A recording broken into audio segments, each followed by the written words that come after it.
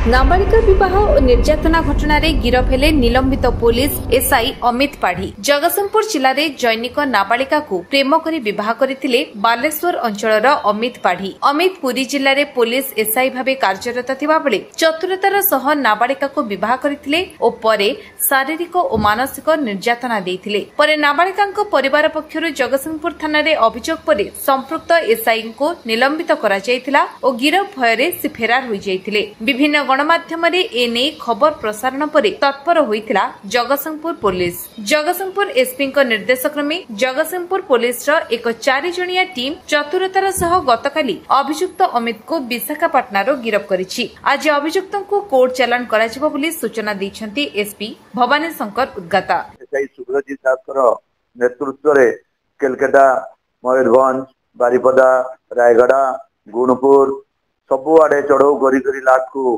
पहुंची विशाखापट्टनम रे फोटो भी आम निया बड़ कष्ट 3-4 दिन से होल्ड करी प्रॉपर पता लगे